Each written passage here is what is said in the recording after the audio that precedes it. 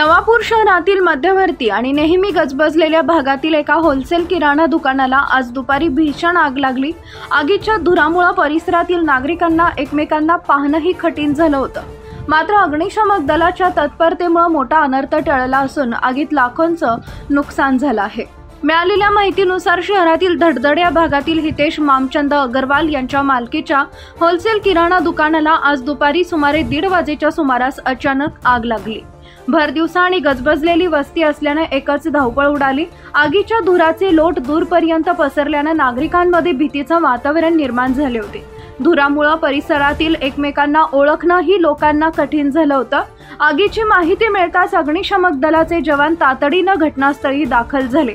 ललित सोनार, संतोष सोनार आणि चालक सलीम यांच्यासह अग्निशमक दलाच्या कर्मचाऱ्यांनी शर्थीचा प्रयत्न करत आगीवर नियंत्रण मिळवले।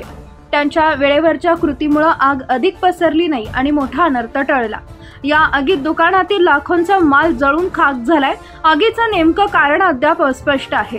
दरम्यान शिवसेना शहर प्रमुख अनिल वारुडे यांनी घटनास्थळी धाव घेत मदत कार्यात सक्रिय सहभाग घेतला। परिस्थिती नियंत्रणात आणण्यासाठी पोलीसही घटनास्थळी हजर होते।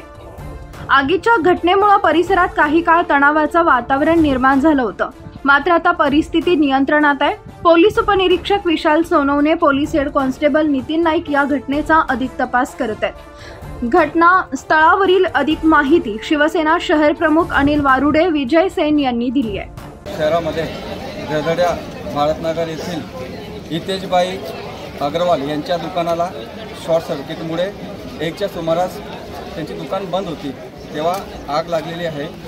ते दुकान बंद करून चिंचपाडा येथे कामानिमित्त जात होते। गल्लीवाल्यांनी बघितलं की दुकानामधनं आग निघत आहे।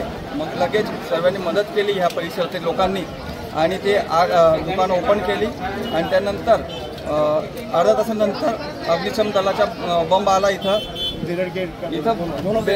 बॅरिकेड लागल्यामुळे अग्निशमन दलाचा जो बंब आहे त्याला 15 ते 20 मिनिटं उशीर झाला आणि त्यामुळे ही आग जास्त स्वरूपात वाढली।